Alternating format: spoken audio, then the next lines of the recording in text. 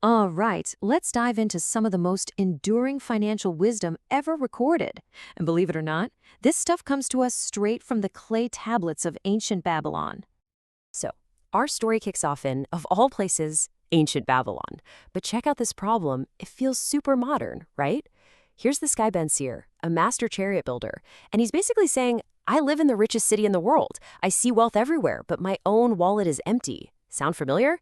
He's working his tail off, but has absolutely nothing to show for it. And this was the big question that was just eating away at him and his buddy, Kobe the musician. I mean, how is it possible? They see all this incredible wealth around them, but their own purses? They're just stubbornly empty. And that really gets to the heart of it, doesn't it? The problem of lean purses. See, here's the thing. These guys were absolute masters of their craft, but when it came to managing money, total beginners.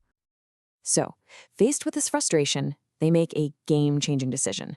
They decide to stop just complaining and wishing for wealth, and instead, they're going to actively seek out the knowledge to build it. And where do they go? Straight to the source. This brings them to Arcad's foundational secret. And you know what's so cool about this? Arcad, the richest man in the city, tells them his own story, and it starts in the exact same place as theirs. Broke. Yeah, he started out as a humble scribe, just carving clay tablets all day long, dawn till dusk, for barely enough to get by. But then one day, this super wealthy moneylender, Algamish, comes to him with an impossible job: carve a huge legal document overnight. Arcad agrees, but for a price. And it wasn't money. He asked for the secret to becoming wealthy. And this is it. This is the secret Algamish gave him. One simple sentence that literally changed everything for Arcad. I found the road to wealth when I decided that a part of all I earned was mine to keep. Sounds almost too simple, doesn't it? A part of all you earn is yours to keep. So what does that actually mean? Well, this is the profound mindset shift it's all about. It totally reframes the idea of saving. Think about it. It's not about saving whatever's left over at the end of the month. No. It's about paying yourself first. Before you pay for rent, before you pay for food, before the sandal maker gets a single coin, you pay you. Okay, so how do you actually do that? That brings us to the very first practical step, the first cure: pay yourself first. And the rule is so simple, but it's not negotiable. You save at least 1/10 of everything you earn. That's it. Not some vague amount you hope to save. A hard and fast rule: 1/10. The idea is for every 10 coins that go into your purse, you only take out 9 for your expenses. Do that, and your purse will immediately start to feel heavier. It'll begin to fatten up. This one simple, consistent action, that's the seed from which your entire tree of wealth is going to grow. Okay, I know what you're thinking. 1/10? But all my money is already spoken for. My necessary expenses eat up everything. Well, Arcad has an answer for that. And that brings us to the second cure. Right, so Arcad drops this major truth bomb about human nature. He says that what we call our necessary expenses will always expand to match whatever our income is, unless we actively fight back. It's like a law of nature. And the reality is, a lot of what we think are necessities are really just our desires wearing a clever disguise. And this is why a budget is so crucial. But think of it this way. A budget isn't about restriction. It's not a cage.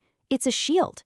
Its whole purpose is to protect your most important desire, that fat purse, from all the little casual whims and wishes that try to sneak in and drain your funds every single day. All right, so you're paying yourself first. You're controlling your spending to protect that savings. What's the next step? This is where the magic happens. The third cure: make your gold multiply. This is all about putting your money to work. I mean, a pile of gold in your purse is great, it feels good, but it's just sitting there. The real goal is to turn every single one of those gold pieces into a little worker that goes out and earns for you. And then every copper that worker earns, that's its child. And that child can go out and earn for you too.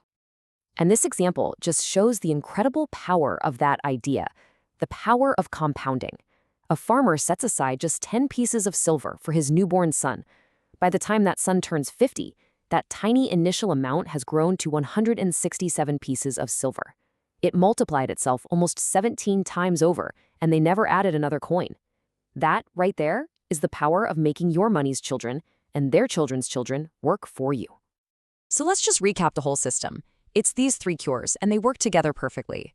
Number 1, start fattening your purse by saving at least a tenth. Number 2, control your spending with a budget to protect that tenth. And number 3, make your gold multiply by investing it wisely. That's it. Simple, powerful, and it works. Now, I get it. It's easy to hear this and think, okay, these are nice, charming little stories from some ancient city. But the book argues that these principles aren't just stories, they're financial laws. They're like the law of gravity. They were true then, and they're just as true today. They're universal, and they just work. And this quote really captures the whole philosophy perfectly. Wealth, like a tree, grows from a tiny seed. It's not about getting lucky, it's not about some big windfall, it's about planting that first seed, that first copper you save, and nurturing it.